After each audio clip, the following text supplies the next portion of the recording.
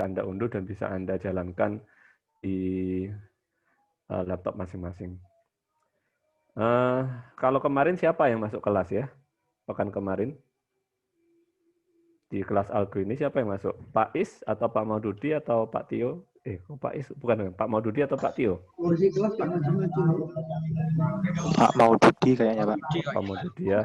Jadi timnya ada 3, jadi kemungkinan nanti kami bertiga bergantian mengisi.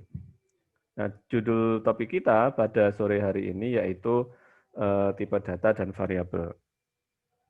Kalau di pertemuan pertama kemarin mungkin masih banyak tentang teori dan cerita sejarah bahasa pemrograman itu seperti apa, diciptakan oleh siapa, kemudian macam-macam bahasa pemrograman itu apa saja, kemudian Python ini termasuk bahasa pemrograman level high ya, di mana mendekati bahasa manusia, kemudian apa lagi ya, ya masih pengantar tentang bahasa pemrograman. Nah, kalau yang hari ini dan seterusnya kita sudah mulai masuk teknis bagaimana membuat program atau sebuah aplikasi komputer dengan menggunakan bahasa pemrograman Python. Di yang sifatnya teknis seperti ini, mungkin setelah kuliah ini Anda mungkin langsung bisa coba ya. Atau sekarang sambil kuliah Anda buka laptop gitu, Anda buka Python-nya, langsung Anda coba, itu akan jauh lebih bagus. Langsung dipraktekkan sehingga nanti ilmunya biasanya kalau langsung dipraktekkan itu lebih cepat untuk diserap, tidak mudah lupa.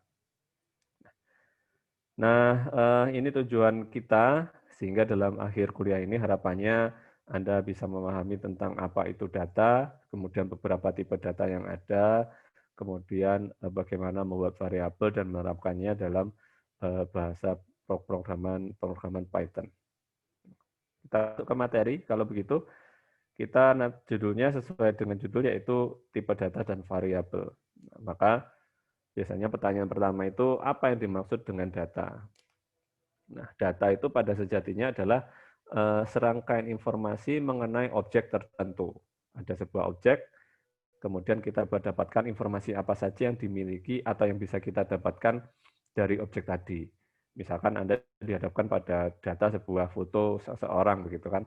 Dari foto seseorang ini kita bisa mendapatkan informasi-informasi yang terkait objek tadi. Misalkan kalau fotonya Ariel, begitu kan, kita bisa dapat data nama lengkap, nama panggilan, tempat lahir, zodiak, jenis kelamin, dan seterusnya. Begitu juga jika ada objek yang lain, maka kita bisa dapatkan fakta-fakta atau informasi mengenai objek tadi. Sehingga kalau kita mengacu pada KBBI, Kamus Besar Bahasa Indonesia, definisinya cukup sederhana, yaitu keterangan yang benar dan nyata mengenai objek tertentu. Nah, objek tertentu bisa berupa fisik, ada wujudnya, atau bisa juga non-fisik, yang bisa kita amati melalui video, melalui gambar, melalui suara, dan lain-lain. Gitu.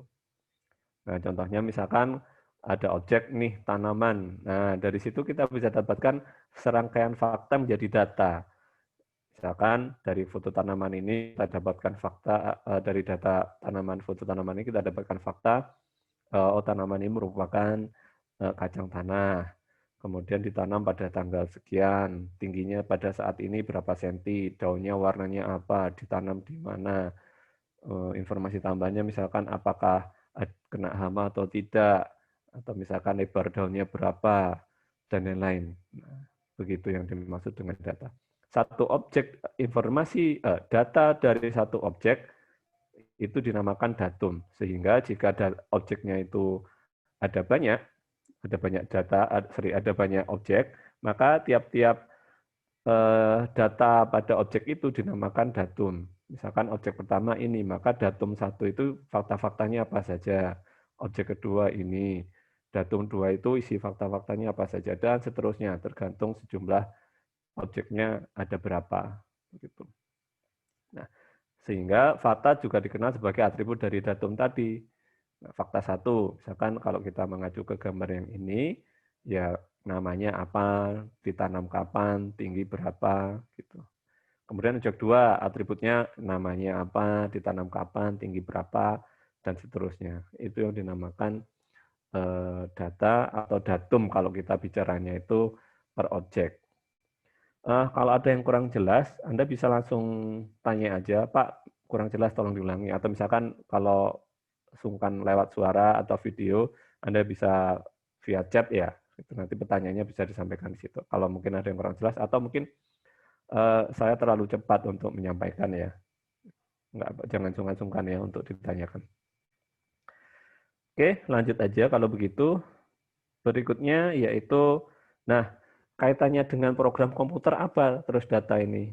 Kenapa kita perlu bicara tentang data? Wong kita sekarang bahasanya, babnya itu tentang membuat program komputer. Nah, perlu Anda ketahui ketika kita membuat sebuah aplikasi komputer, maka fungsi utama dari komputer itu kan sebenarnya mengolah data ya. Baik kita sadari tidak kita sadari sebenarnya mengolah data.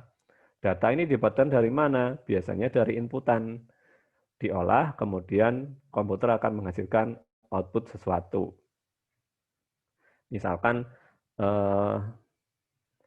kita membuat program sebuah alat menghitung atau program ya yang diinstal atau dijalankan pada komputer kasir di sebuah toko, di sebuah minimarket semacam Alfamidi atau Indomaret begitu kan, di komputernya ada program kasir ya, di mana lewat program kasir ini kita bisa menginputkan barang yang dibeli apa, harganya berapa, sehingga keluar outputnya total barang yang harus dibayar. Nah misalkan ini tokonya toko mainan begitu, ada produk namanya Gundam Astray gitu, kemudian harganya dapat diskon berapa persen, karena dia tokonya online, maka kena ongkos kirim. Nah, proses ini semua, maka ketika diinputkan dalam komputer, dia dianggap sebagai sebuah data. Nanti kita akan menemukan data harganya berapa, diskonnya berapa, ongkirnya berapa.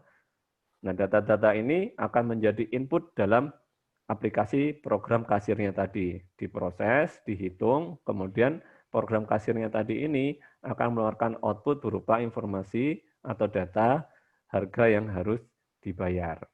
Seperti itu. Jadi semua program komputer sejatinya dia mengolah data dalam bentuk inputan ya, kemudian diproses, keluarnya juga data lagi. Oh enggak Pak, program saya bikinnya enggak program kasir kayak gitu, saya membuat program aplikasi permainan. Nah, jangan salah ya, aplikasi permainan itu juga ada data yang masuk. Misalkan lewat tombol-tombol analognya begitu, geser kiri, geser kanan, skill 1, skill 2, skill 3, itu kan juga inputan kan, hanya saja dalam berupa tombol yang ditekan yang mana, di koordinat mana, kemudian diolah oleh komputernya, kemudian outputnya apa, muncul di layar gitu kan. Itu juga inputan.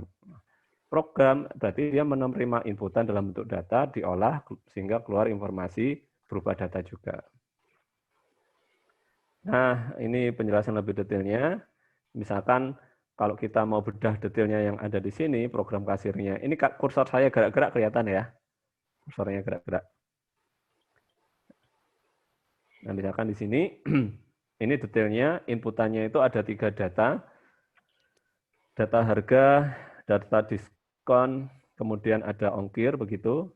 Diolah oleh komputernya, data-data tadi dihitung dengan rumus seperti ini, kemudian keluar outputnya berupa data juga, yaitu berapa nominal yang harus dibayar. Ini alur kerja komputer atau program atau aplikasi yang berada pada komputer secara umum seperti ini. Mirip-mirip, ada data masuk jadi input, diolah, keluar data lagi berupa output. Berikutnya, nah data tadi ketika masuk ke komputer, secara fisik itu, data tadi itu akan disimpan dalam sebuah komponen dalam komputer, yaitu RAM, Random Access Memory. Tahu ya RAM ya, kan di laptop ada RAM, di handphone juga ada, kita kenal RAM-nya berapa gitu kan. Nah, fungsi RAM adalah menyimpan data-data yang masuk, juga menyimpan data-data yang hendak dikeluarkan sebagai output. Contohnya di sini, misalkan data-data tadi ya, harga, diskon, ongkir, dia akan disimpan dalam RAM yang kemudian nanti akan diolah oleh CPU-nya. Tiap satu item data di sini, dia akan menempati satu slot di memori, satu slot penyimpanan data yang ada di memori. Sehingga misalkan informasi harga itu ibaratnya akan di RAM, kalau RAM ya, memori RAM itu ibaratnya itu ada sebuah ruangan, ada partisi-partisinya, ada ruangan-ruangan kecil di situ. Satu item data dia akan menempati satu slot di situ, satu apa itu. Kalau rak atau lemari ada kayak satu bagiannya begitu. Satu item data akan menempati satu slot memori, kemudian diambil oleh CPU-nya, dimasukkan, kemudian dihitung pakai rumus yang tadi, kemudian output-nya tadi juga dilempar lagi ke RAM, yang selanjutnya misalkan ya tergantung informasi ini mau ditampilkan di mana, mau dicetak dalam bentuk kertas, atau ditampilkan di layar, begitu ada informasi harga atau yang lain. Fungsi memori seperti itu. Nah, oh Pak, berarti misalkan datanya ada banyak, berarti RAM-nya juga harus banyak dong kapasitasnya. Jelas. Semakin banyak data yang hendak diolah, maka idealnya RAM-nya itu juga semakin besar. Semakin besar RAM, ukuran RAM-nya, berapa gigabyte gitu, maka secara logika semakin cepat pula prosesnya. Karena apa? Karena data yang disimpan secara serentak itu juga lebih banyak. Kita kan tahu ya, misalkan Anda punya handphone yang RAM-nya 1 giga, dengan yang RAM-nya misalkan 8 untuk dipakai Mobile Legends itu kan yang 1 giga pasti banyak lag-nya. Kenapa? Karena dia hanya bisa menyimpan data secara serentak itu ya kapasitasnya cuma 1 giga. Sehingga ketika ada data lebih dari situ, dia akan ada semacam antrian. Nunggu ini diolah dulu, selesai baru dia bisa dimasukkan lagi. Berbeda kalau RAM-nya ukurannya gede, diterima banyak, diproses, ditampilkan. Seperti itu. Jadi ukuran RAM, fungsi utama dari ukuran RAM itu berpengaruh pada performa, juga ukuran RAM itu fungsinya ya semakin besar ukurannya, data yang disimpan juga semakin banyak. Nah, kemudian itu datanya. Kalau kita lihat lebih detail lagi, ternyata kalau kita lihat di detailnya datanya itu, ternyata datanya itu macam-macam ya. Maksudnya macam-macam gimana? Nah, contohnya datanya misalkan ada 4 item data ini. Ada produk, ada harga, ada diskon, dan ada tanggal produksi. Nah, ternyata tiap item data ini kalau dimasukkan di RAM memori, di RAM-nya, main memorinya itu, ternyata jenisnya berbeda. Maksudnya berbeda bagaimana? Misalkan data produk, disimpannya itu dalam bentuk teks, data berupa teks. Data harga, ternyata tipe datanya itu bukan teks, tapi bilangan bulat. Kemudian data diskon, itu datanya berupa angka, tapi bukan bilangan bulat, melainkan bilangan pecahan. Kemudian data tanggal, tipenya ya memang angka, tapi dia berubah dalam format tanggal. Datanya macam-macam dan formatnya berbeda. Nah, format-format data ini yang dinamakan tipe data. Tipe data. Data itu tipenya macam-macam, bisa teks, bisa angka, bisa tanggal, bisa bytes, bisa macam-macam ya. Nanti kita bahas lebih detail. Tipe-tipe data macam-macam. Di bahasa pemrograman, fokus kita karena kita menggunakan bahasa Python, tipe data ada banyak, ada beberapa. Tidak saya jelaskan sekarang. Untuk Algo 1 ini kita fokus hanya menggunakan 4 tipe data ini. Ya, untuk saat ini. Memang ada tipe data yang lain, tapi nanti akan Anda pelajari di luar pertemuan sekarang ya. Sekarang kita fokusnya yaitu integer, ada tipe data namanya integer, ada tipe data namanya float, ada tipe data namanya boolean, dan ada tipe data namanya string. Nah, namanya ini, nama tipe datanya ini. Terus apa Pak bedanya antara keempat tipe data itu? Kita fokusnya 4 dulu ya, biar enggak melebar. Nah, pertama adalah tipe data integer. Ketika data itu berupa bilangan bulat, tanpa ada desimal, maka dia termasuk dalam tipe data yang integer, jenis tipe data integer. Tipe data integer ini kalau di RAM memori, dia fungsinya untuk menyimpan data-data dalam bentuk bilangan bulat.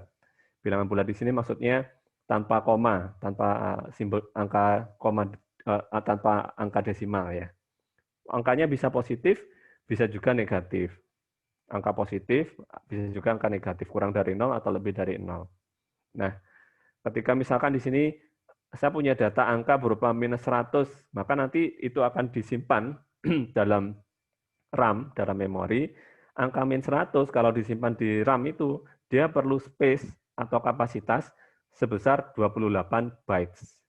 Angka 1 kalau disimpan dalam RAM juga perlu memori sebesar 28 bytes. Nah, kalau Anda lihat, kalau angkanya ini nolnya berapa itu ya? Nolnya banyak lah, misalkan berapa triliun gitu. Kalau disimpan di memori, dia perlu kapasitas penyimpanan sebesar 36 bytes. Ada bytes, ada megabytes, ada gigabytes.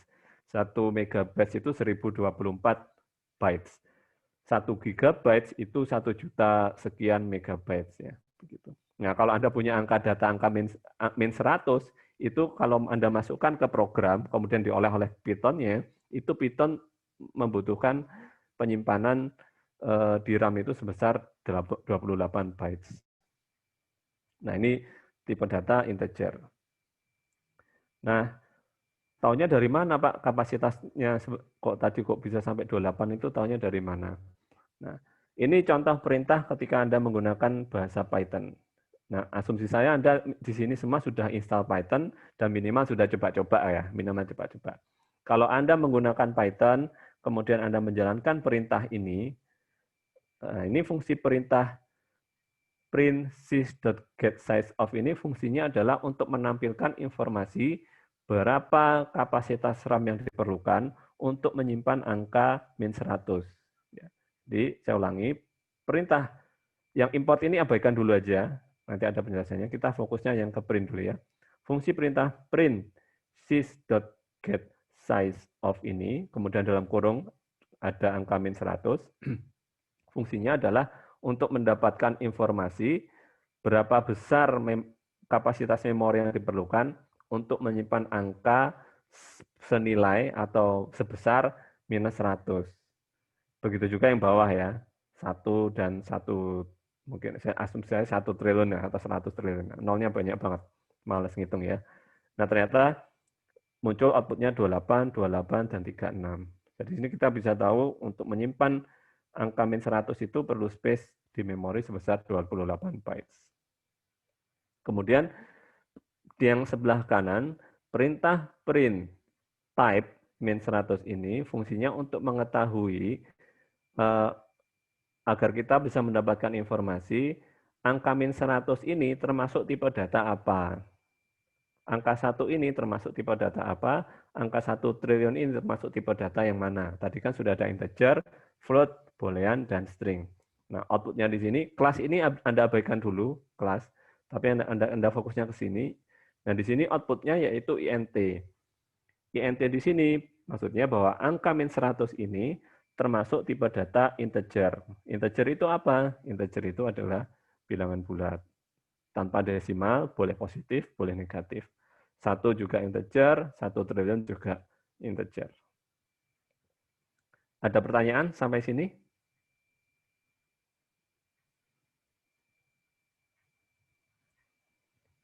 Halo?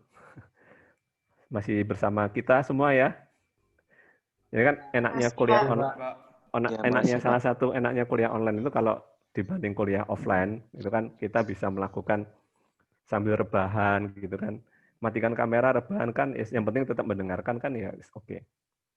Ya, saya nggak sampai ketiduran ya. Kita lanjut. Nah, lalu tipe data berikutnya yaitu tadi sudah disinggung, integer itu untuk bilangan bulat tanpa desimal, positif dan negatif.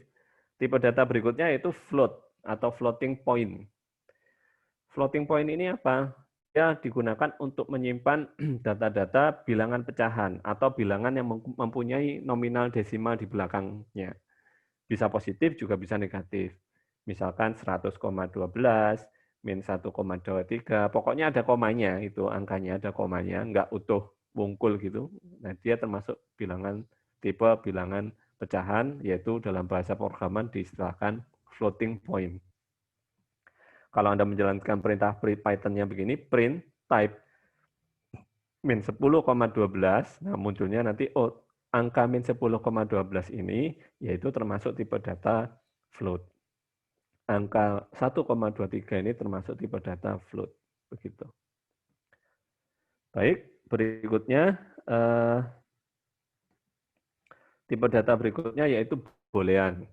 Boolean ini isi datanya itu cuma 2. Kalau enggak true, ya false. Gitu.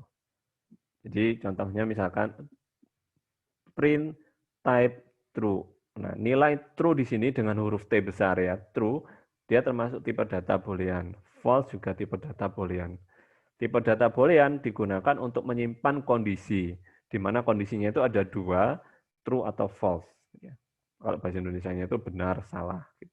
Kalau di dalam nominal, bukan nominal ya, disimbolkan angka itu 0 dan 1.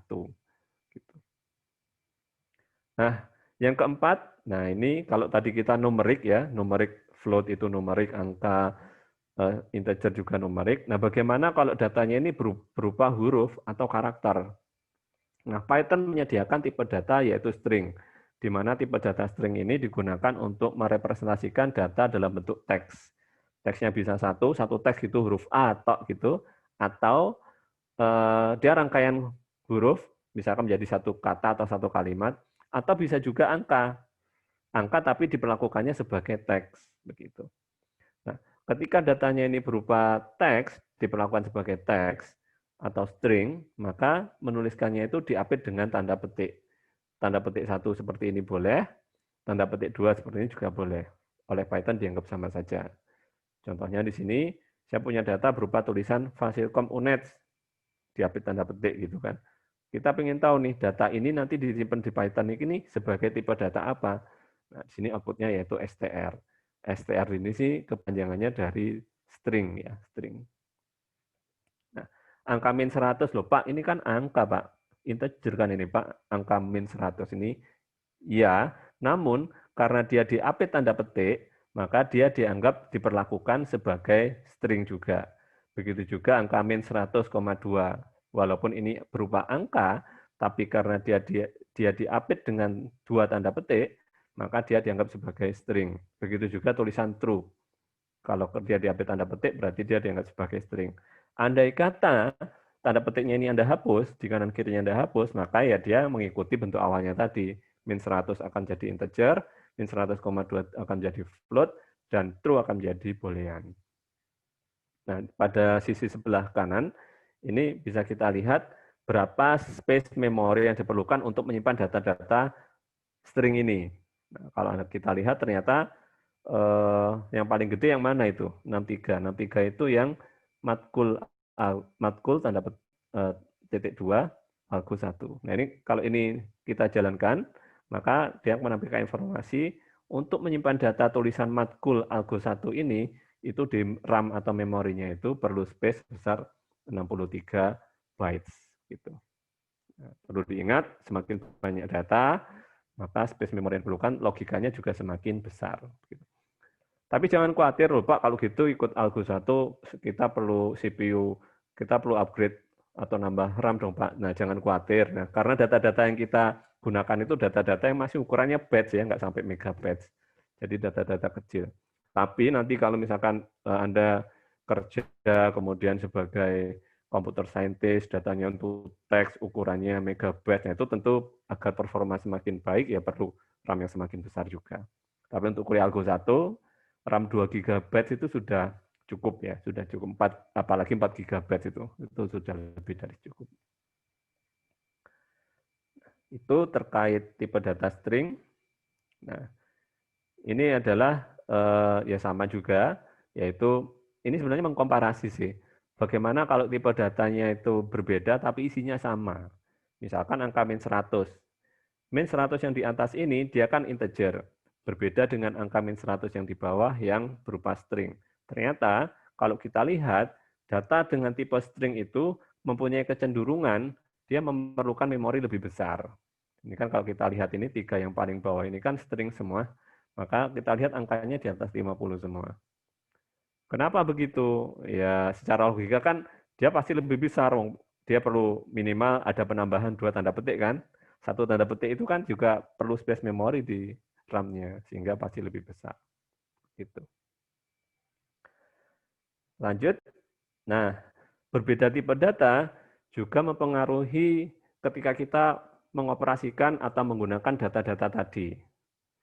Mempengaruhi, maksudnya mempengaruhi bagaimana? Misalkan di sini ya, saya punya 2 data integer, 10 dan 15.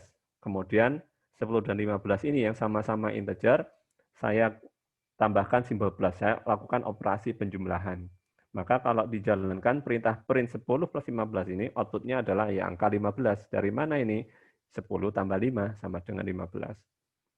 Namun hasilnya akan sedikit berbeda ketika tipe datanya itu saya rubah, walaupun nilainya sama-sama 10 dan 5, tapi sekarang tipe datanya itu yang tadinya string, kita ganti dengan, yang tadinya integer, kita ganti dengan string, yaitu dengan menambahkan simbol tanda petik ini. Kalau dijalankan, bisa, nggak error, tapi hasilnya itu 105. Anda kira-kira tahu nggak ini 105 dari mana ini? 105 ini. Dari datanya Stringnya itu ditambah. string. Betul. Kalau ada 2 string ditambah, itu dia digandengkan. Ya berarti kan 10 ya 10 dan 5 ya digandengkan aja, jadinya 105. Kalau tipe datanya string. Kalau tipe datanya integer ya dijumlahkan 10 tambah 5. Tapi kalau datanya string digandeng 105. Andai kata ini saya balik 5 dulu lalu 10, outputnya jadinya 5, 10. Tapi kalau ini kita balik, 5 tambah 10, outputnya tetap 15. Bisa dipahami ya? Pak, itu kalau tipe datanya sama. Bagaimana kalau beda, Pak? Misalkan yang 10 itu integer, yang kali 5 itu string. Nah, di Python tidak bisa. Operasi penjumlahan seperti ini, itu hanya bisa kalau tipe datanya sama-sama numerik atau sama-sama string. Begitu. Sehingga ketika Anda gabungkan seperti ini, ya keluar pesan error jadinya seperti ini. Karena nggak bisa, operasi penjumlahan itu tidak bisa digunakan untuk menggabungkan antara integer dan string. Begitu kira-kira. Nah, sampai sini ada pertanyaan? Apapun itu boleh.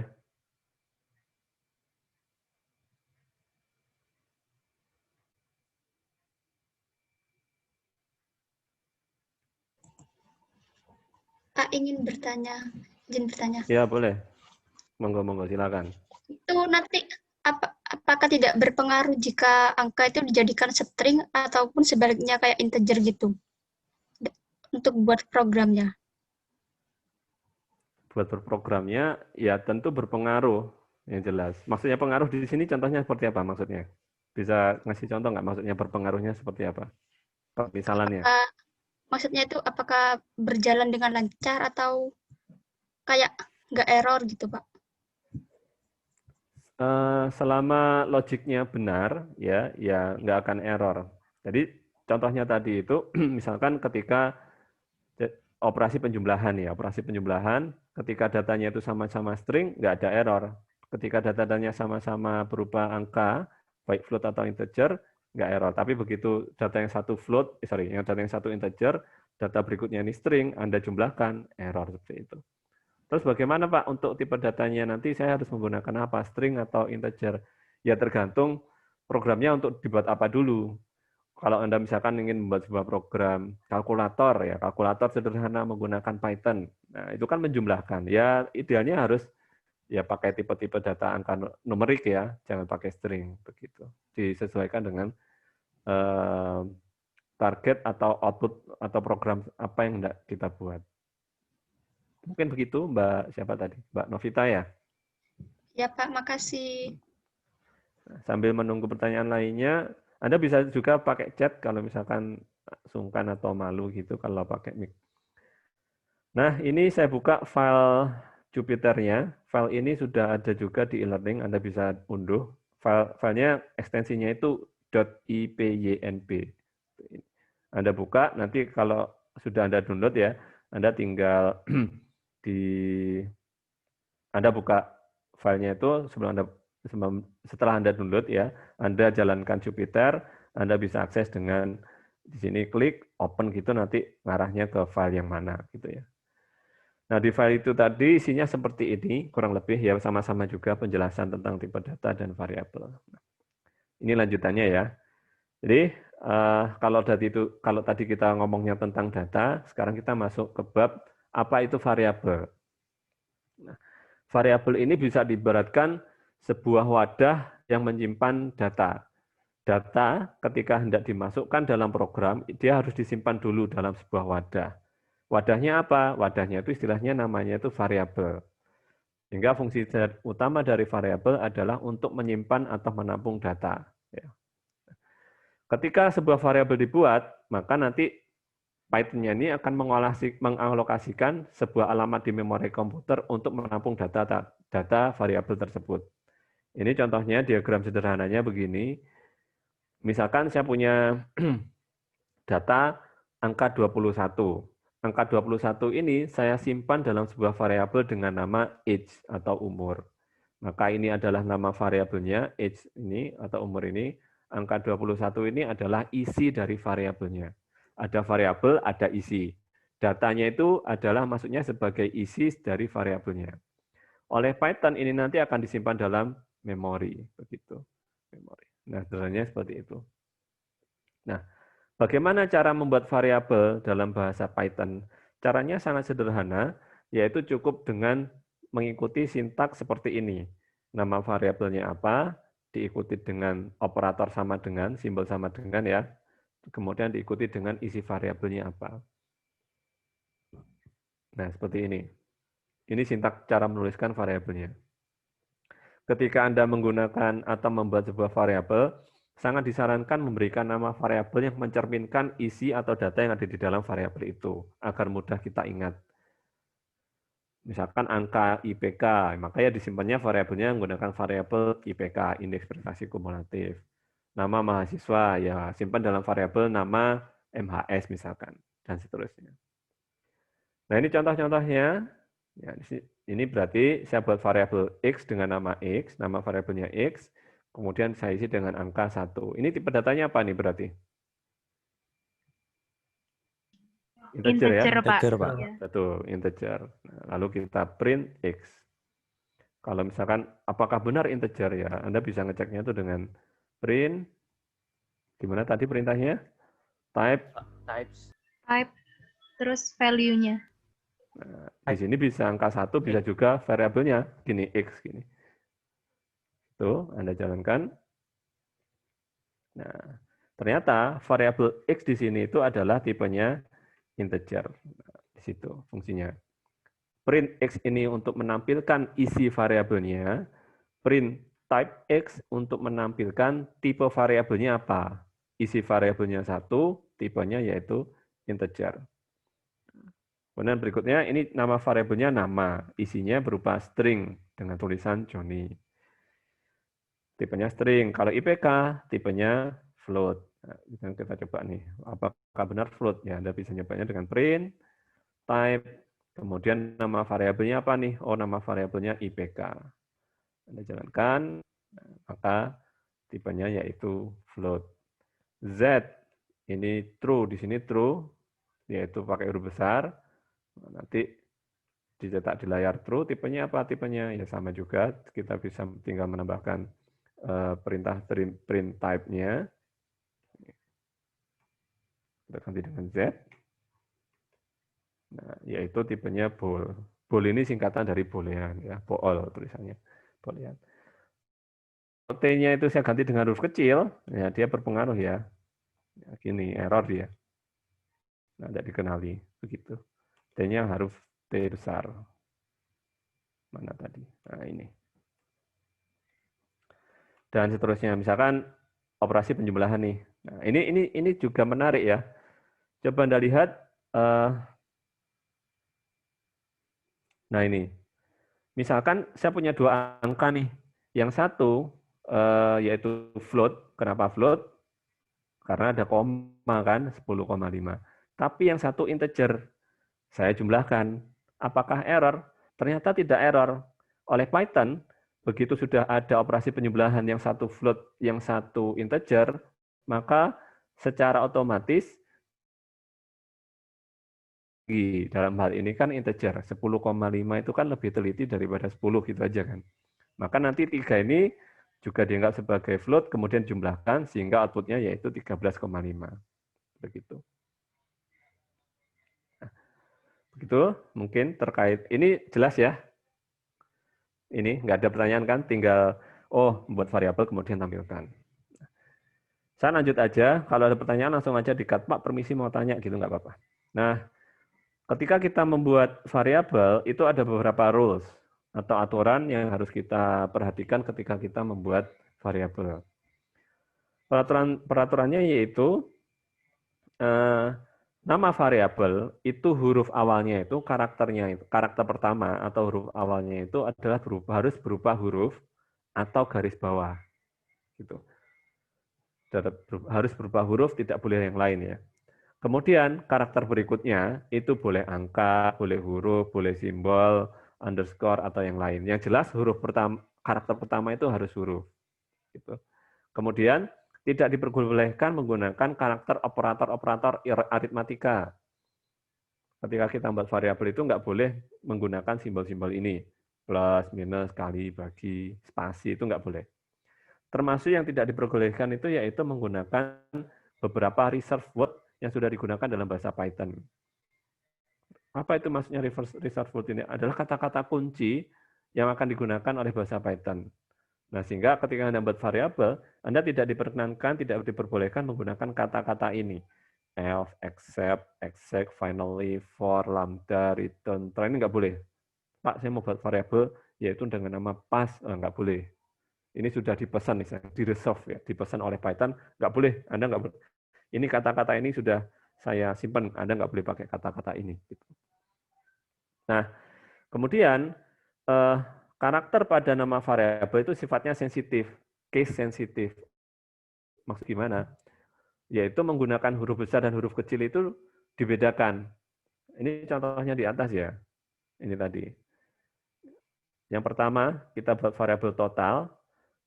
Huruf T-nya itu huruf gede. Kemudian yang kedua, sama-sama total, hurufnya itu huruf kecil.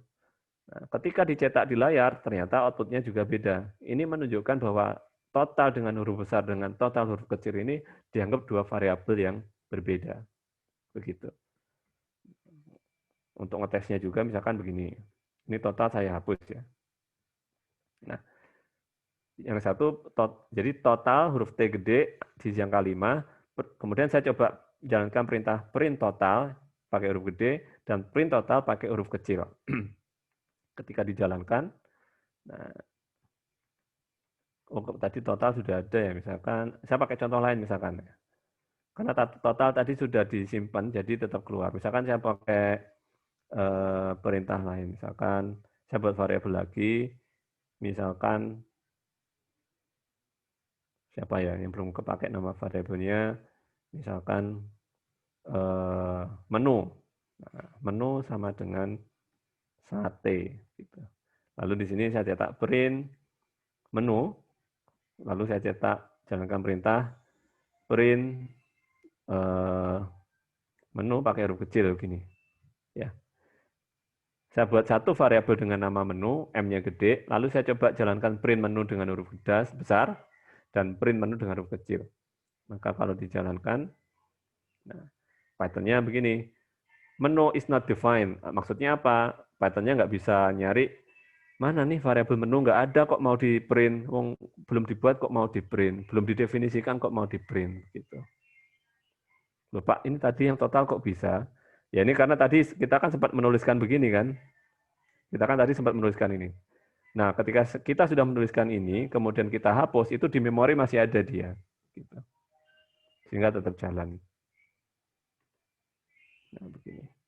Ini jadi agar bisa jalan, kita perlu buat lagi dengan variabel menu, katakanlah pecel, misalkan begitu. Baru dia keluar. Itu case sensitif. Penggunaan huruf besar dan huruf kecil dibedakan. Ya. Nah, ini beberapa contoh penamaan variabel yang benar, jumlah, underscore, mahasiswa. Kemudian di depan nih, underscore, mahasiswa. Kemudian 3 minggu.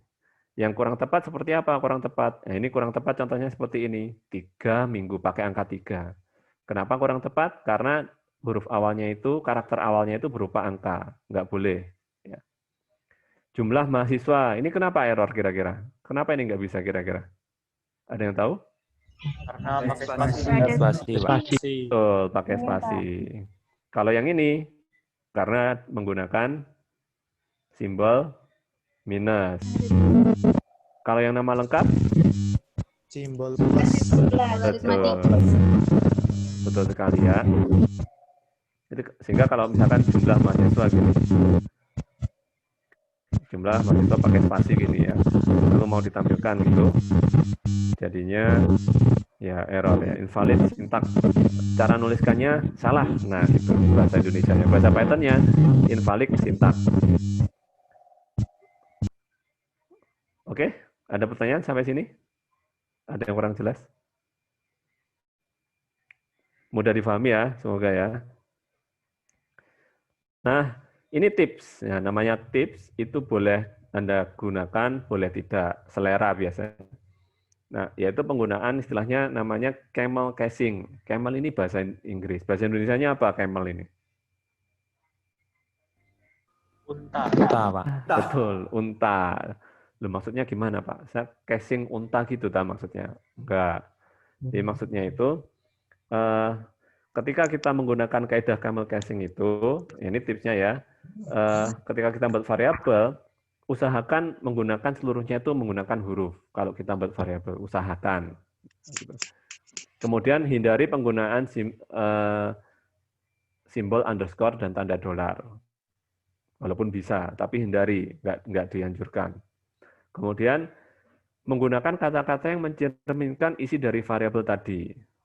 Variabel ini mau nyimpan data apa? Ya sesuaikan nama variabelnya dengan data yang disimpan. Kemudian variabel usahakan ditulis dalam huruf kecil semua. Huruf kecil semua. Kemudian jika variabelnya lebih dari satu kata, maka kata tersebut dituliskan berurutan. Huruf awalnya itu huruf kecil. Kemudian untuk kata-kata berikutnya diawali dengan huruf besar. Contohnya ini, misalkan saya membuat variabel jumlah barang, kan dua kata nih digabung. Maka yang paling depan ini huruf kecil, tapi untuk kata yang kedua, huruf B-nya gede. Jika lebih dari satu kata, ya selain kata pertama, itu kata kedua, kata ketiga itu pakai huruf besar. Harga satuan barang, diskon barang. Nah ini kenapa muncul istilah camel caching itu seperti punuk unta gitu kan. Habis kecil, gede gitu. Kecil lagi. Ini punuk satu kan. Kecil, gede, kecil lagi. Seperti punuk unta lah, seperti itu. Nah, apakah harus seperti ini? Tidak. Ya, ini namanya tips ya. Tips agar apa? Agar programmer lain atau Anda sendiri lebih mudah membaca kode program Anda. Oke.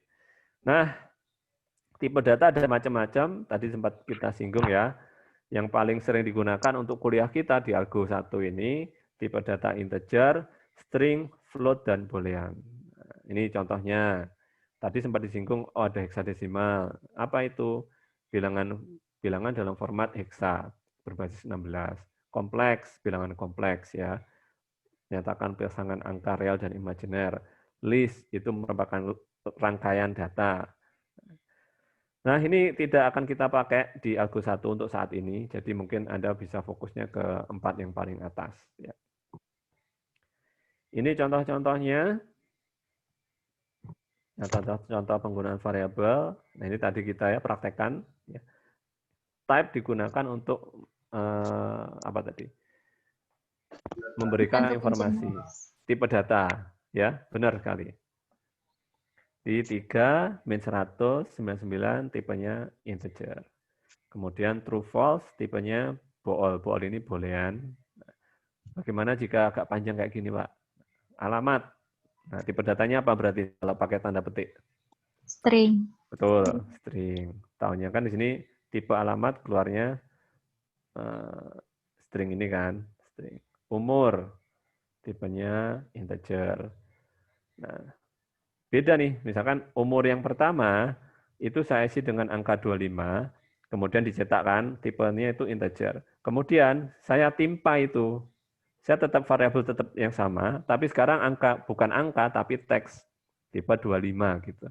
Sorry, petik 25 ya. Maka ketika dicetak dia berubah jadi string.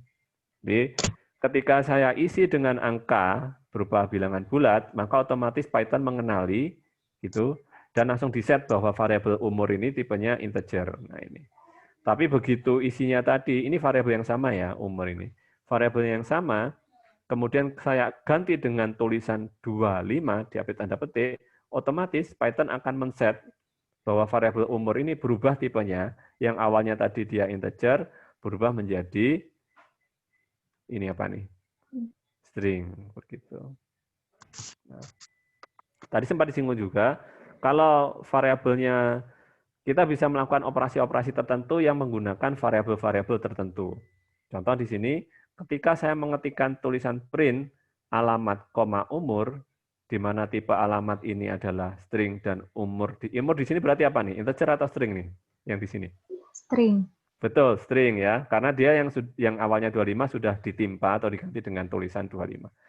Ketika ada dua string, kemudian kita jalankan perintah print, kemudian pakai simbol koma, maka dia akan menggabungkan antara string pertama dan string kedua. Sehingga muncul output-nya itu, ini string pertama, ini string kedua.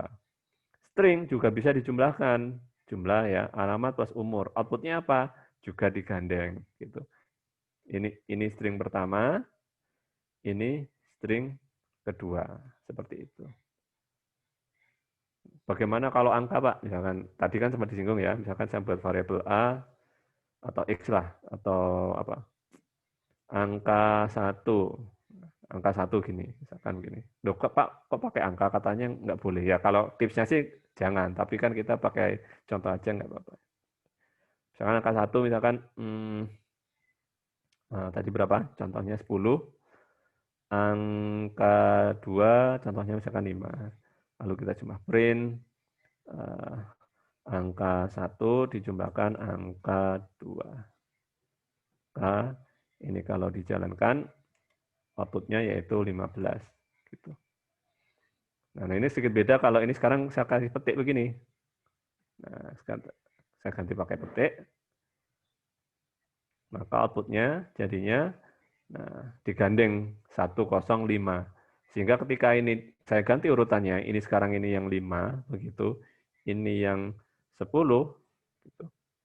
Maka urutannya juga berubah, jadinya 510. Tapi kalau integer, sama-sama integer, begini, ya nggak ngefek ya. Penjumlahan itu kan dibolak-balik tetap sama hasilnya. Kalau angka ya, tetap 15. Begitu. Nah, string itu juga bisa operasi pengalian. Misalkan saya punya string 1 gini ya. String 1 sama dengan simbol misalkan hashtag ya, misalkan simbol hashtag kayak gini. Lalu saya jalankan perintah print string 1 dikalikan, nah hashtag kok dikalikan Pak, apakah bisa? Coba saja, misalkan dikalikan 10. Nah, maka akan muncul hashtag sebanyak berapa ini? Sebanyak 10. Begitu. Nah, kira-kira begitu. Ada pertanyaan dari sini kira-kira? Atau ada baris program yang kurang jelas?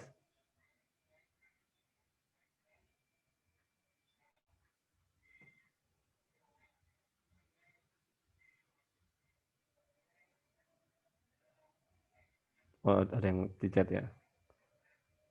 Oh, ada pertanyaan. Apakah membuka file Jupyter? Ya, betul. Jadi itu file .ipynb ini file format untuk Jupyter. Jadi ya ketika Anda menginstal Anaconda atau Miniconda itu by default otomatis sudah ada Jupyternya. Gitu. Jadi begitu Mbak Nur Aini Latifah ya. Jadi memang format .ipynb ini format khusus untuk Jupyter. Jadi untuk bukanya harus pakai aplikasi Jupyter juga. Jupyter Notebook ya. Begitu kira-kira. Yang lain mungkin ada yang mau ditanyakan lagi? Sambil menunggu misalkan jika ada yang tanya, kita lanjut ya. Nah, ini contoh bagaimana membuat nama variabel. Alamat, ini kan so far so good kan nggak apa-apa karena diawali huruf. Anda bisa juga buat variabel diawali dengan simbol underscore, ini juga nggak apa-apa. Kemudian menggabungkan antara angka dengan huruf. A3 alamat 2 gini juga nggak apa-apa. Walaupun kan nggak disarankan, ini kan apa maksudnya variabel ini kan mungkin bagi orang lain kurang bermakna ya. Gitu. Karena Anda programmernya, karena kita programmernya yang kita bisa, tapi orang lain baca kan kurang jelas. Jadi tidak disarankan, walaupun bisa ya, menggabungkan angka. Asal angkanya itu tidak di depan sendiri. Di tengah-tengah boleh, di belakang boleh. Kemudian ini pakai simbol underscore, garis bawah ya, di tengah-tengah juga nggak apa-apa. Atau digandeng. Nah, ini yang paling bagus ya, berdasarkan tipsnya tadi itu ya digandeng semuanya, pakai camel casing. Ini kalau dijalankan ya, oh, ini dijalankan nggak bisa, nggak ada tulisan printnya ya. Tapi ini untuk menuliskan variabelnya seperti ini bisa. Oke. Nah, bagaimana jika kita punya lebih dari satu variabel dan kebetulan isi variabelnya sama semua, Pak? Nah, misalkan begini, saya buat variabel A, B, dan C, kemudian karena kebetulan nilainya itu sama semua, ya cukup dengan menuliskan sama dengan apa begini. Nah, hasil dari perintah ini adalah ada 3 variabel dan kesemuanya itu memiliki nilai yang sama, yaitu angka 1. Tipenya apa? Integer defaultnya. Sehingga print A, B, C, nilainya angka 1 semua. Begini.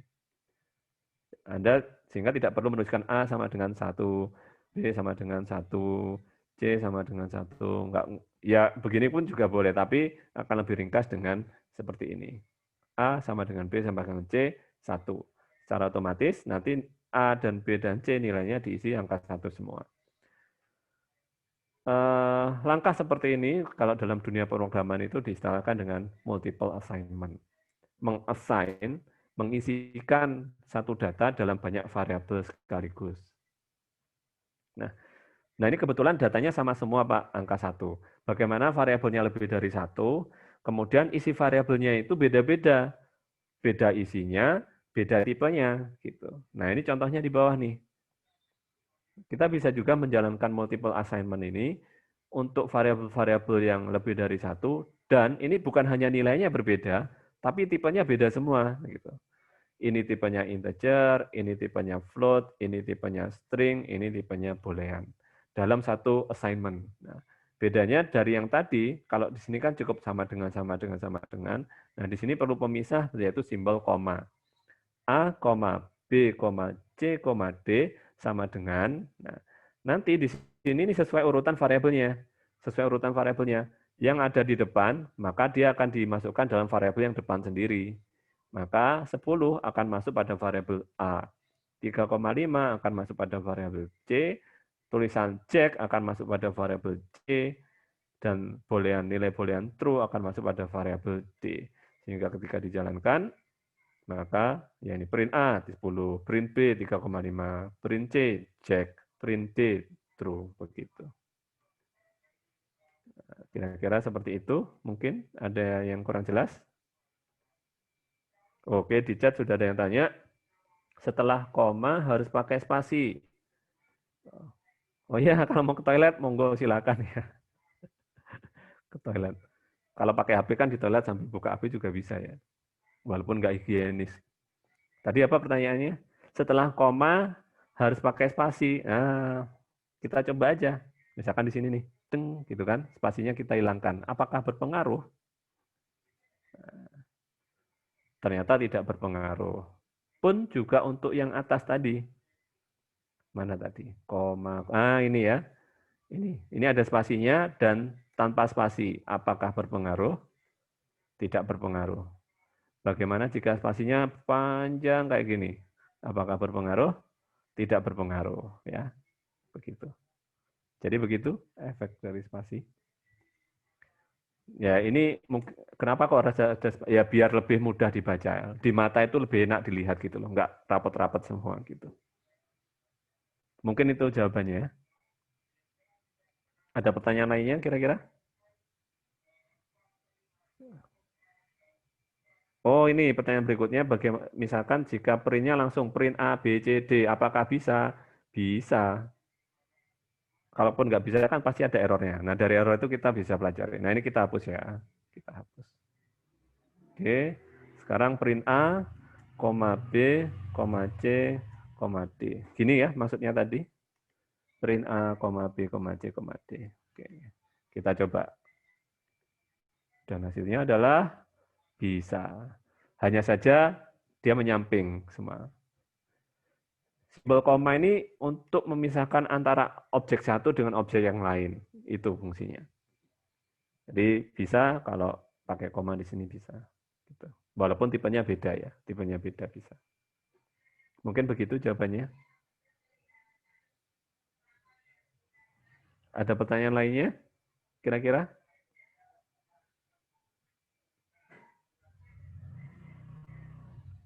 Lanjut ya, kalau gitu. Nah,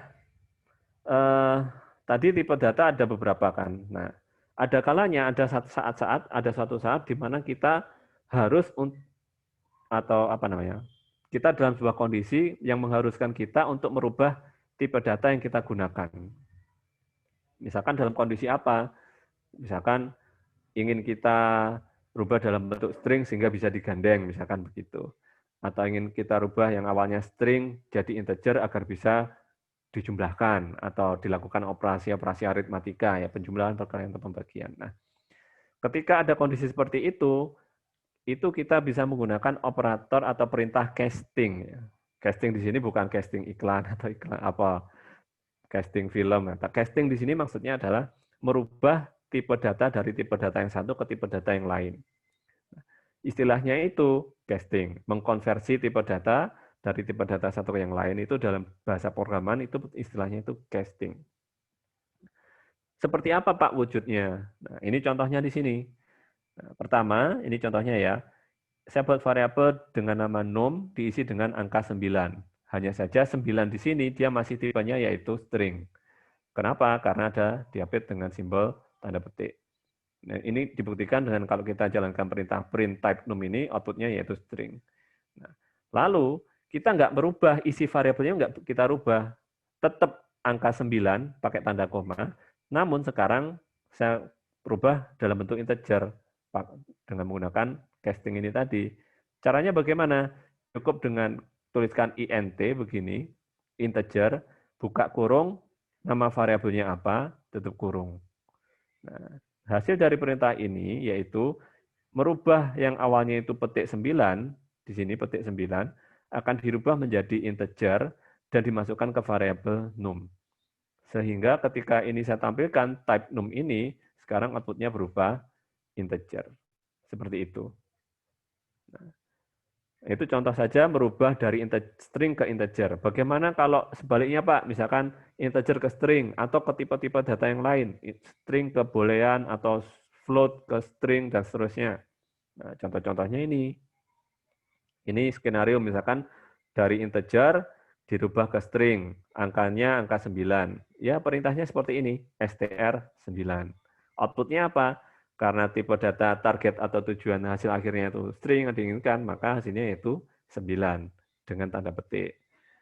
Integer ke float, ya misalkan datanya angka 5, ya cukup dengan memanggil perintah float 5.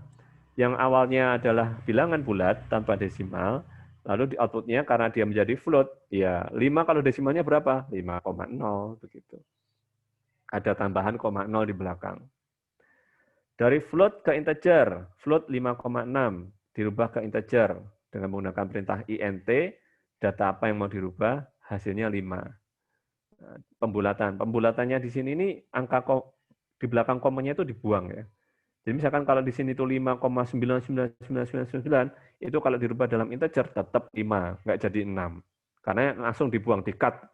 Angka-angka di belakang koma langsung dibuang sehingga hanya menyisakan angka di depan koma.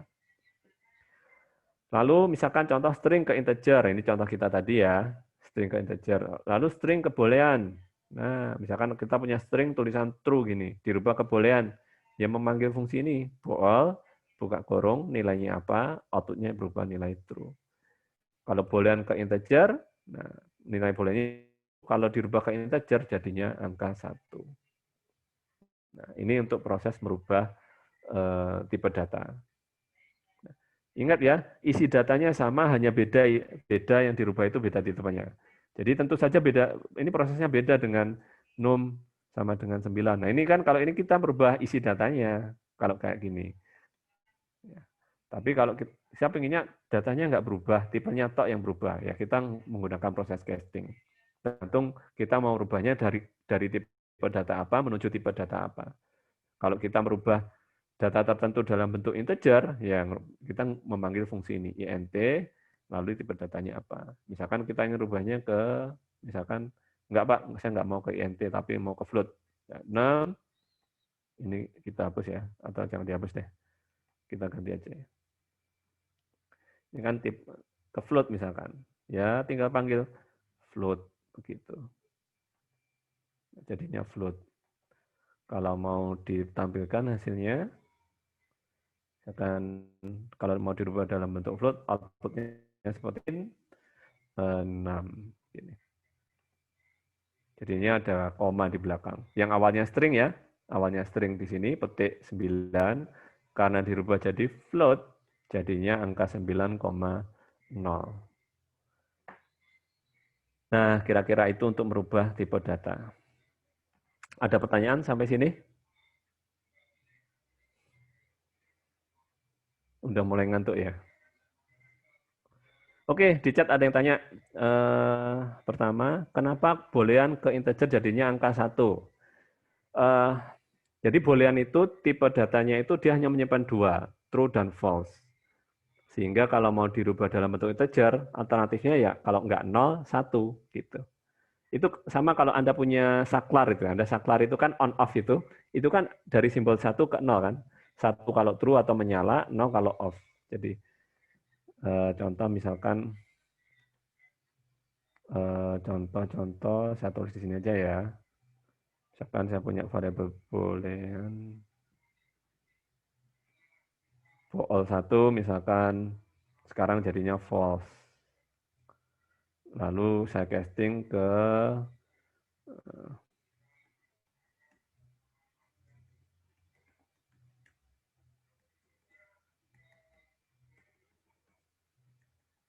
nah gini.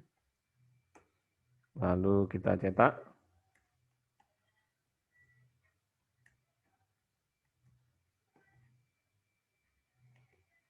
Jadinya 0. Ya bukan ya saya jawabnya kenapanya agak susah ya karena Python-nya secara rules dari Python-nya itu ya karena boolean itu hanya ada 2 nilainya true dan false sehingga ketika dirubah dalam bentuk integer jadinya 0 dan 1. Itu memang dari Python-nya seperti itu ya. 1 itu untuk true, 0 itu untuk false gitu. Ya kalau pertanyaan kenapa, ya dari Python-nya seperti itu. Bahasa Python-nya punya rules atau aturan seperti itu, mekanismenya. Dirubahnya itu 0 dan 1, 0 dan 1. 1 untuk true, false untuk 0 atau 0 ya. Pertanyaan berikutnya, apakah integer bisa di casting ke boolean? Nah, paling gampang kita coba langsung dari integer di casting ke boolean. Kita coba lagi ya di sini dari integer. Misalkan angka 1 2 tadi udah dipakai. Angka 5 gitu, sama dengan tadi dari mana ke mana? Dari integer ke boolean. Nah, misalkan angka 5 mau angka berapa nih? Misalkan ke angka 1 ya. Angka 1 lalu kita casting ke boolean. Bool angka 5 gitu. Lalu print angka 5. Outputnya apa nih? Ada yang nebak nggak? Bisa. Sebelum saya klik run, Anda kira-kira kalau mau nebak outputnya apa ini? Print angka 5 ini. True? True. Coba ya. Outputnya di sini true. Kalau ini saya ganti angka 0, outputnya apa kira-kira? False. Nah, betul ya. Kalau angka 3, apa kira-kira? True. True? Error. Error. Coba aja ya. Ternyata tetap true ya. Nah, bagaimana kalau angka negatif? Min 1, apa nih kira-kira? True. True. Angka min 2, apa kira-kira? True. Jadi, selain angka 0, langsung dianggap sebagai true. Begitu angka 0. Bagaimana kalau koma, Pak? 0,5. Nah, ini apa kira-kira 0,5 ini? setengah ya. Setengah true, setengah false, Pak. Apakah gitu?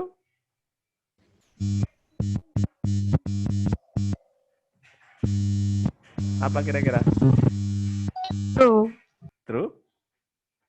Hasilnya true ya. Betul. Jadi selain angka 0 itu kalau mau diubah ke boolean itu langsung jadinya true. Bagaimana Pak kalau 0 mendekati 0 Pak? 0,0000001. Ini kan mendekati 0, mendekati false. Apakah jadinya false? Ya tetap true begitu. Sehingga kaidahnya itu kalau dirubah ke boolean selain angka 0 itu langsung diset sebagai true. Nah, kan kalau eksperimen gini kan langsung dapat ilmunya kan daripada lihat teorinya gitu. Jadi Anda mungkin setelah ini coba eksperimen-eksperimen sendiri gitu ya. Nah, pertanyaan berikutnya, untuk boolean hanya bisa ditulis true. Ya, betul. Jadi boolean itu nilainya cuma 2 kemungkinannya. Kalau nggak true dan false. Pakai huruf besar, nggak boleh pakai huruf kecil ya. Jadi kalau ini Anda pakai huruf kecil itu langsung error ya. False gini. Nah, langsung error. Jadi nilainya memang hanya 2 untuk boolean itu, true dan false. Pakai huruf besar ya. Gitu. Itu mungkin jawabannya. Jadi jawabannya untuk boolean apakah hanya bisa ditulis true dan false? Ya, dengan catatan huruf T dan F-nya itu huruf besar. Gitu. Oke, ada yang lain lagi pertanyaan kira-kira? Sambil menunggu pertanyaan berikutnya, saya lanjut ya. Nah, ini lebih detail tentang perintah print. Print itu fungsinya untuk menampilkan output ya hasilnya. Nah, misalkan kita ingin mencetak di layar atau tampilkan output itu, misalkan ada 2 string sekaligus, objek pertama dan objek kedua. Nah, kita bisa menggunakan simbol koma atau kita bisa menambahkan yaitu operator sep. Sep ini kepanjangan dari separator, pemisah. Apa yang memisah? Memisahkan antara objek pertama dengan objek kedua. Dicetaknya itu nanti kalau mau ditampilkan itu nanti ada pemisahnya itu simbol titik koma di sini. Titik koma ini. Jadi maksudnya di sini tampilkan objek pertama dan objek kedua, pisahkan dengan simbol titik koma gitu. Ketika titik koma itu kita ganti dengan simbol yang lain, misalkan simbol hashtag kayak gini, maka nanti ya pemisahnya jadinya simbol fungsi sep untuk itu. Bagaimana kalau objeknya lebih dari 2, Pak? Ya ini contohnya objek 1, objek 2, objek 3, kasih pemisah simbol apa ini, cacing 2 gitu kan. Maka nanti antara pemisah objek 1, objek 2, dan objek 3 itu ada simbol pemisah sesuai yang kita masukkan di sini, yaitu simbol cacing ini, apa melingkar itu 2 gitu. Itu kira-kira. Berikutnya, tadi kan bolak-balik kita print gitu kan, output. Bagaimana kalau programnya dibuat dinamis, Pak? Menerima input dari user. Nah, untuk menerima input, kita bisa menggunakan perintah input yang disediakan oleh Python. Perintah input ya. Fungsinya untuk apa? Ya, untuk menerima input. Namun, bukan namun ya, kenapa kok kita perlu perintah input ya? Itu tadi untuk mendapat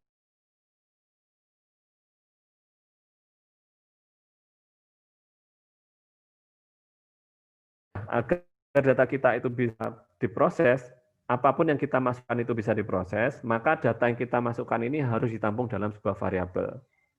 Nah, variabel yang digunakan untuk menampung inputan dari user ini, itu secara default tipenya yaitu string tipenya, string secara default ya. Sehingga jika ada proses yang membutuhkan tipe data selain string, maka harus ada proses casting atau konversi. Key point-nya adalah pertama, untuk proses input, ya, agar data yang diinputkan itu bisa diproses, maka hasil dari inputan ini harus ditampung dalam sebuah variabel. Itu key point-nya. Key point kedua, tipe data untuk menampung variabel, tipe data variabel untuk menampung hasil inputan ini tadi secara default tipenya itu string.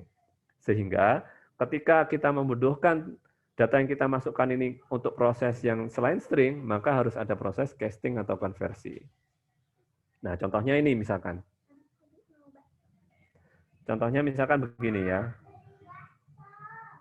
Oke, misalkan pakai perintah input ya. Misalkan saya langsung menjalankan di sini, input nama, gitu kan. Lalu print selamat datang nama lengkap. Ini kalau kita jalankan pasti error, gitu kan. Lupa ini jalan, iya jalan. Gitu. Misalkan masukkan nama, namanya misalkan Dinda, misalkan begitu. Begitu saya tekan enter, nah jadinya hai ini tadi kebetulan nama lengkap sudah ada. Ini saya ganti aja ya, nama variabel nama lengkap kebetulan tadi sudah dideklarasi, masih tersimpan di memori, jadi masih bisa diakses. Misalkan nama saya, misalkan begitu. Nah, di sini ya. Nah, saya jalankan lagi, masukkan nama Dinda. Nah, langsung error ya. Kenapa? Ya apapun yang saya ketikkan di sini, ini kan saya ketikkan Dinda, ya sudah masuk, cuman nggak jelas dia masuk kemana, sehingga tidak bisa dilakukan operasi-operasi berikutnya. Nah, maka apapun yang kita masukkan agar bisa diproses lebih lanjut itu harus ditampung dalam sebuah variabel. Nah, saya buat variabel di sini, misalkan nama saya. Nah, maksud dari perintah ini nanti akan muncul tulisan di layar masukkan nama. Anda juga bisa begini ya, tanpa gini pun juga bisa. Nah, gini bisa. Cuman dia tidak ada keterangan apapun. Programnya tetap jalan, tapi yang nggak ada keterangan apapun misalkan. Begitu. Nah, ini kan dari segi human interaction komputer, yang human computer interaction itu kan interaksi manusia dan komputer itu nggak kurang bersahabat bagi user, kan nggak jelas ini nyebutkan apa ini. Nah, agar lebih bersahabat, agar lebih manusiawi, ya kita kasih keterangan. Masukkan data nama Anda misalkan begitu. Nah, ini lebih informatif bagi user, lebih intuitif ya. Misalkan nama di sini Dinda. Nah, sehingga apapun yang kita ketikkan di sini sebagai inputan itu akan masuk atau ditampung dalam variabel dengan nama saya. Sehingga nanti bisa dimunculkan selamat datang nama saya begitu. Begitu ya. Bagaimana jika datanya kayak tadi Pak, secara default variabel nama saya di sini ya, secara default itu akan bertipe string. Kita ngetikkan angka itu tetap yang string ya. Misalkan kayak gini, saya masukkan angka 10 ya. Ya keluar hasilnya. Tapi tipenya itu tipe string walaupun isi datanya itu angka. Bagaimana jika kita dihadapkan dalam kondisi data yang kita masukkan itu bisa digunakan untuk operasi-operasi yang bukan tipenya string begitu, bukan menggunakan tipe data string, misalkan tipe data integer, float atau yang lain. Maka harus ada proses casting atau konversi. Contohnya di sini di bawah, misalkan saya buat variabel jumlah, isinya itu adalah inputan dari user mau ditampilkan berapa kali. Gitu. Saya jalankan aja dulu ya. Mau ditampilkan berapa kali? Misalkan 15. Gitu. Nah, di sini akan muncul simbol dash di sini akan muncul sebanyak 15 kali. Andai kata ini castingnya saya hilangkan, ya, saya nggak pakai operasi casting di sini, sehingga mau ditampilkan berapa kali? 15, ya kan masuk variabel jumlah di sini. Nah, ini jadinya dia tetap string ya, sehingga ketika dijalankan jadinya error begitu. Karena kita tidak bisa mengkalikan string dengan string, itu nggak bisa. Bisanya itu string dikali dengan integer. Maka variabel jumlah di sini yang menampung inputan di sini harus dirubah dalam bentuk integer. Nah, kita rubah dengan kita memanggil fungsi castingnya tadi. Dirubah dalam bentuk integer dulu, baru programnya bisa berjalan. Mau ditampilkan berapa kali? Misalkan 20. Ya, panjang dia sebanyak 20 kali begitu. Gitu ya. Ada pertanyaan sampai sini?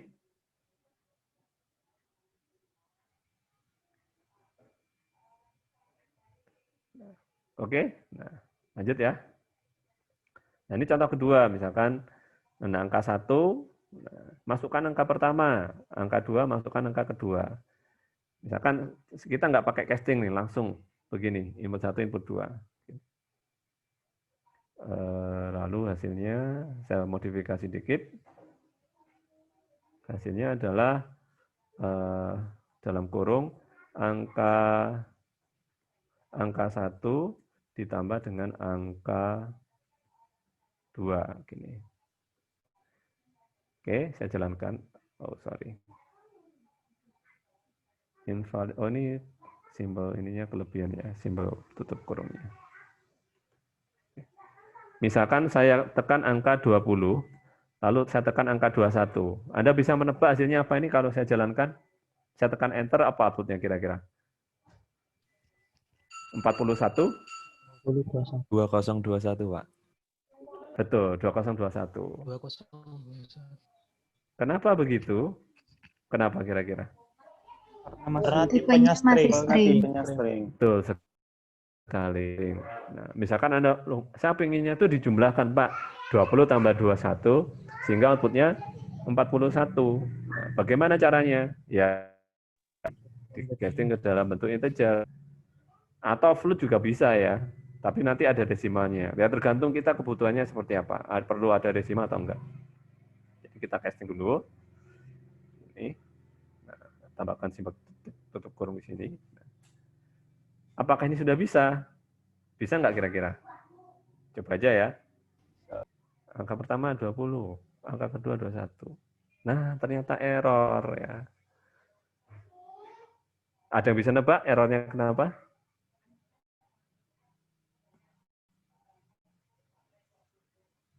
Pengennya kita kan muncul angka 41 kan. Nah, kalau dari error itu Anda bisa ini enggak secara intuitif kira-kira errornya apa? Nah, perintahnya di sini nah, concatenate ya, itu maksudnya menggabungkan string. String kalau ada dua string, kalau ada sebuah string, kemudian kita misalkan ada dua data ya, satunya string, satunya angka, kemudian kita gunakan simbol plus. Nah, string itu hanya bisa dilakukan operasi concatenate, istilahnya itu, digabung dengan simbol plus ini, kalau dua-duanya itu tipenya string. Ini tipenya datanya string, maka ketika ada operasi penjumlahan, maka tipe data yang kedua di sini juga harus string. Gitu. Tahu maksud saya ya? Ketika data string hendak dijumlahkan, itu data yang kedua itu tipenya juga harus string. Maka ada operasi casting lagi di sini. Yang awalnya ini sekarang yang awalnya ini tadi integer harus kita rubah lagi dalam bentuk string lagi. Begini. Kita jalankan lagi. Tekan 20, 21, maka outputnya 41. Begitu. Oke, ada pertanyaan dari sini?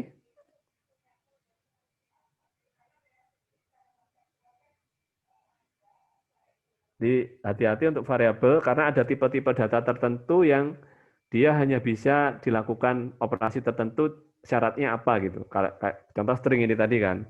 String mau saya tambahkan dengan simbol plus, maka objek kedua setelah string pertama itu juga harus string, tidak boleh objek yang lain. Kalau misalkan tadi ya nggak dirubah dari integer ke string, error. Jadi harus kita rubah dalam string dulu. Gitu.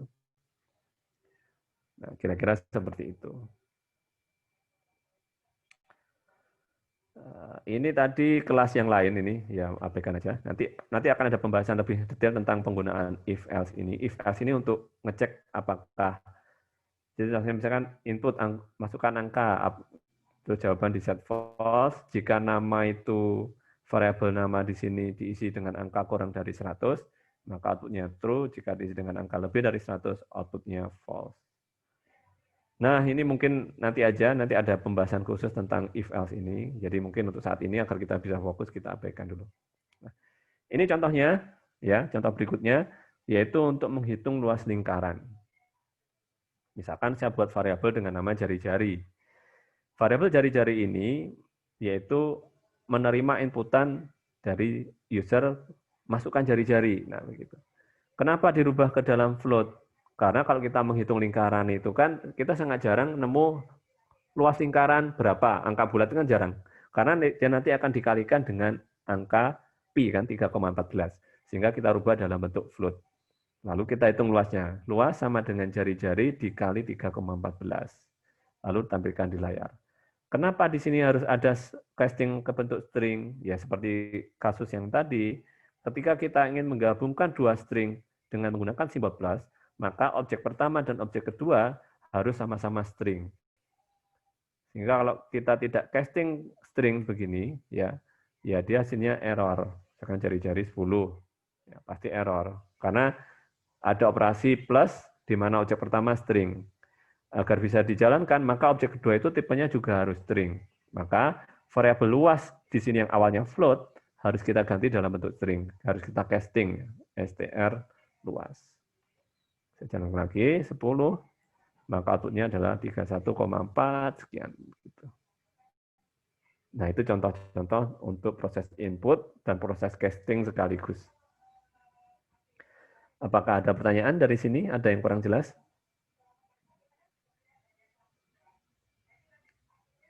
Cukup ya?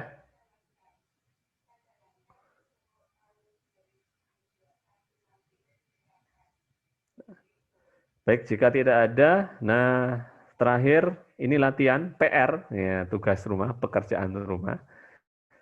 Tugasnya apa? Kalau Anda belum download file Python-nya, PYNB-nya ini, Anda screenshot aja sekarang, screenshot. Ya, screenshot.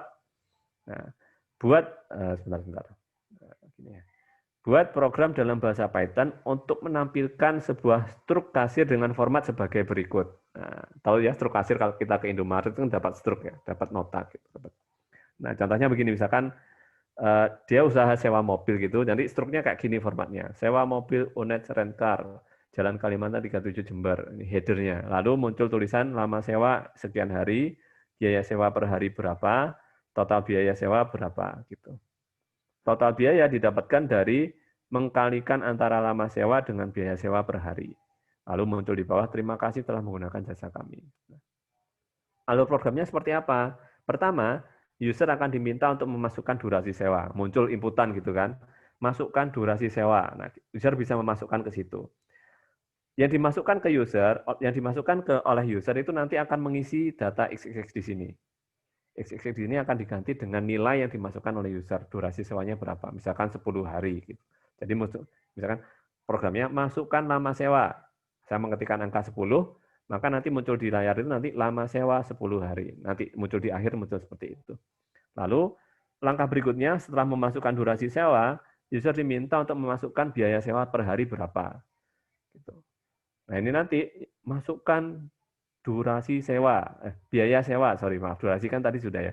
Masukkan biaya sewa per hari. Nah, user masukkan berapa? Misalkan 100.000 atau 150.000 gitu kan. Nah, itu nanti akan menggantikan nilai YY di sini dimasukkan dengan biaya sewa per hari. Begitu user tekan enter gitu kan, masukannya kedua kali. Pertama itu durasi, masukkan sewa. Begitu tekan enter, muncul output seperti ini outputnya. Lama sewa berapa, biaya sewa berapa, total biaya ini hasil dari perkalian antara durasi dikalikan dengan biaya sewa per hari. Nah, begitu tugasnya. Tugasnya ini individu, ya, tugasnya individu, dan nanti saya minta 2 atau 3 orang untuk mendemokan di pertemuan pekan depan. Jadi yang share screen Anda nanti, Anda share screen menunjukkan program Anda, mendemokan program Anda. Gitu. Bisa ya, jelas ya? Tugasnya ada PR, jadi kita sudah mulai masuk teknis program. Jadi langsung Anda coba setelah ini, tips saya sih begitu, kalau sifatnya teknis ini langsung Anda coba, agar nggak mudah menguap ya. Mungkin itu dari saya, sekali lagi jika ada pertanyaan silakan. Mohon maaf Pak, Ya. ini untuk tugasnya ini nggak harus dikirim filenya ke Bapak kan? Cuman, tidak. Oh tidak. Cukup didemokan aja minggu depan. Anda yang share screen nanti. Oh iya, baik. Mungkin random gitu ya, 2 atau 3 orang. Coba tunjukkan programnya, nah gitu. Anda tunjukkan nanti yang share screen Anda. Gitu kira-kira. Ada yang lain?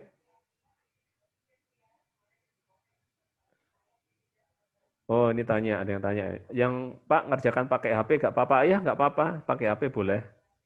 Kan ada itu aplikasi Python di handphone ya, ada di situ boleh. Loh, terus nanti demonya gimana Pak demonya? Di HP kan juga bisa share screen ya, setahu saya sih bisa ya. Jadi device-nya apapun boleh, HP, tablet, laptop, komputer, sesuai yang Anda miliki lah, begitu. Begitu kira-kira. Pertanyaan yang lain, ada lagi?